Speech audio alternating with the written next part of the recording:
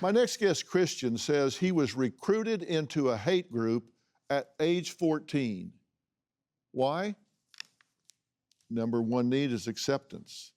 He wanted to belong. He wanted to feel accepted.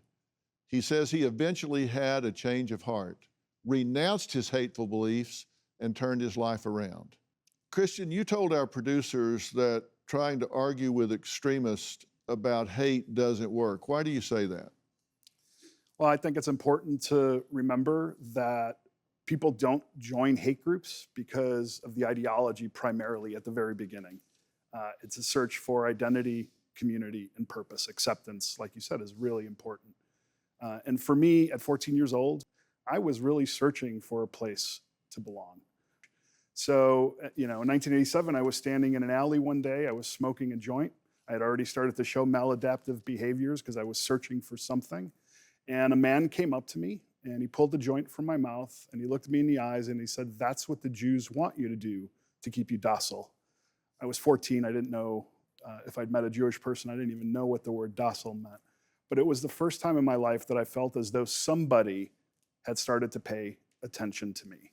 And it didn't really matter to me what he said after that. What mattered to me was that I had found a place and I had felt empowered by this man. When you look back at the things that you believed, the things that group did, that gang did at the time, can you even imagine being involved in that at this point?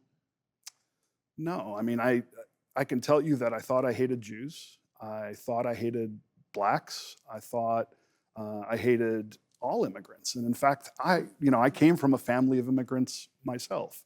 The truth is, I'd never met a Jewish person before then. I really had very little experience around other people that were unlike me. So what was happening for me was I had so much self-hatred in who I was that I was projecting that onto other people so that they could feel it, so that I wouldn't have to feel that pain anymore. I spent 8 years in the American white supremacist, neo-Nazi skinhead movement, and it wasn't until I actually started to meet some of the people that I thought I hated that my opinion started to change, that I started to receive compassion from them when I didn't deserve it. And that experience changed me.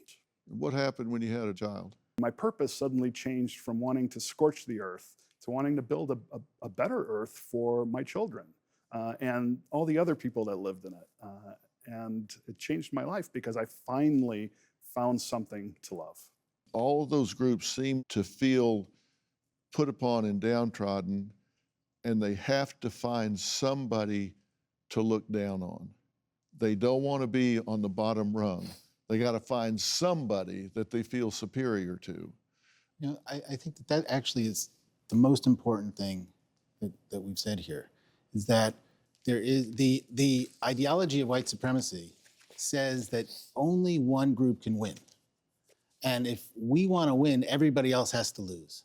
When we're creating a more perfect union, it means that everybody can win. There is enough to go around. We don't have to live in an economy of scarcity. If I get something, that doesn't have to be at your expense. It has to be the opposite. There is enough for all of us. Do you guys think this was a worthwhile discussion to have? Absolutely. I'm glad, I hope so. I hope you guys feel like you learned something and got something out of it today. I know I have, and we all gained a new perspective and hope. We will continue to talk about this important topic for however long it takes to help combat these vicious crimes in America. Switching gears a bit, coming up, we'll meet a mother who made a discovery about herself while helping her 11-year-old daughter. We'll hear their story. Do you have a story or a question for me? Click the link in the description and tell me what in the world is going on.